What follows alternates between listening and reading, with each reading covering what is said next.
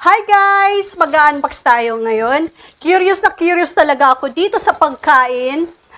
Actually, trending siya noon. Ano pang hinihintay natin guys? Buksan na natin. True! Kaya guys, wala ako ng kutsilyo. Na, yung ating kutsilyo. Actually guys, noong August pa namin tong in-order. Dumating lang kahapon, September 14. Siguro mga 3 weeks ang hinintay namin bago dumating. Sirain na natin yung box. Excited na ako. Ito na. Sirain na natin to. Tschun! Ito yung pagkakabox niya, oh. Hulaan nyo kung anong laman. Joke lang.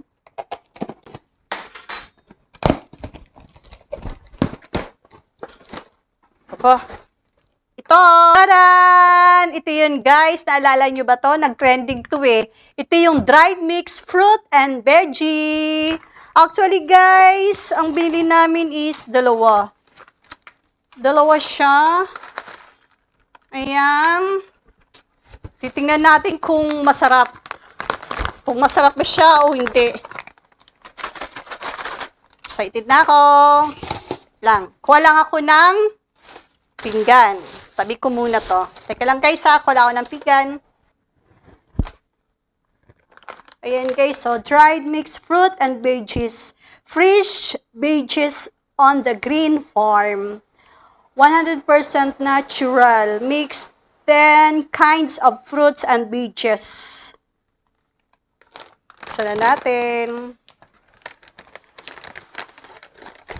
Tingnan natin kung anong laman nito.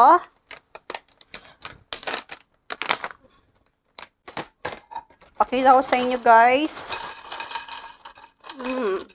Kita nyo? Ayan. Oh, meron siyang okra. Ayan oh. Hoy, dalawa yung okra natin. Umpisa na natin. Ano bang mga gulay ito? Umpisahan natin kainin, tikman yung kiwi. Ayan o, kiwi.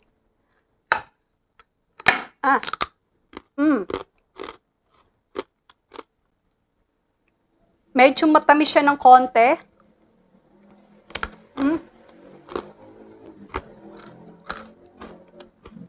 Matamis siya.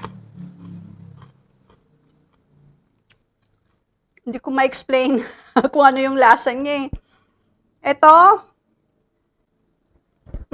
langka. Ayan, try natin. Hindi siya crunchy. Medyo makunat. Lasang langka. Kaya lang hindi siya crunchy. Makunat siya. Try naman natin itong okra. Yan yung mga hindi kumakain ng okra. Try natin. Try nyo kainin to. May extra ako dito. Makikikain. Masarap. Matabang siya.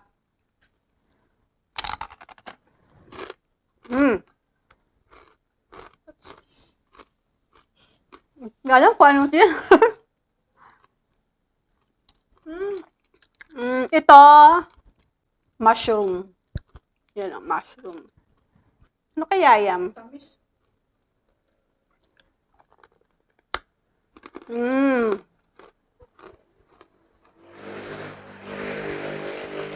Parang pare-parehas lang lasa niya. Merong ibang kagaya nitong kinain namin kanina, medyo matamis siya. Yung kiwi, medyo matamis. Itong mushroom, crunchy lang siya, nalang lasa. Pero, masarap naman. Alam nyo guys, pag kinain nyo itong okra, Pag, alam niyo yung pag natutunaw na siya, parang malagkit. Masarap naman.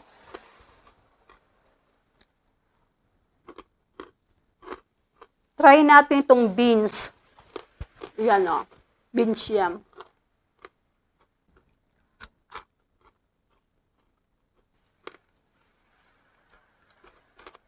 Okay lang.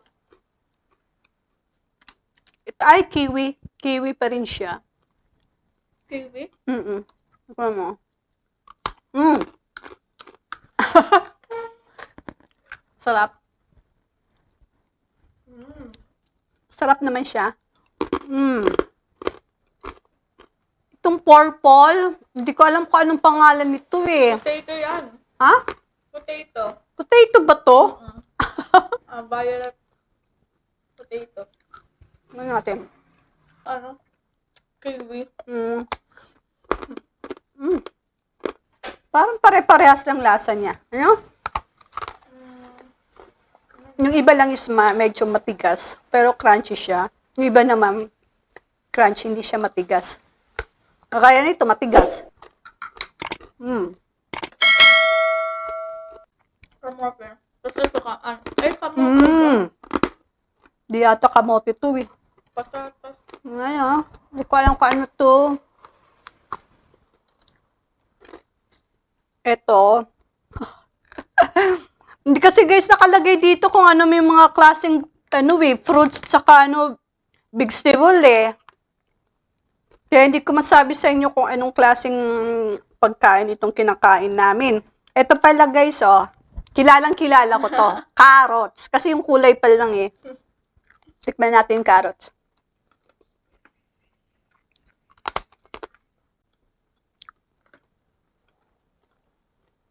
Hindi naman siya lasang carrot.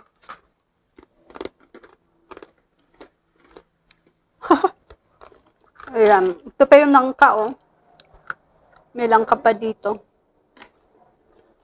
Tikman mo tong okra. Tikman mo.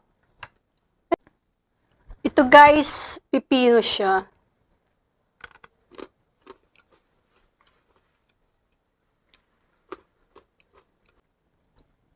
Hindi siya lasang pipino. Pare-parehas na yung lasa. Itong purple, katulad lang din ang lasa ng pipino. Pare-parehas lang ang lasa niya, guys. Nagaya nitong carrots.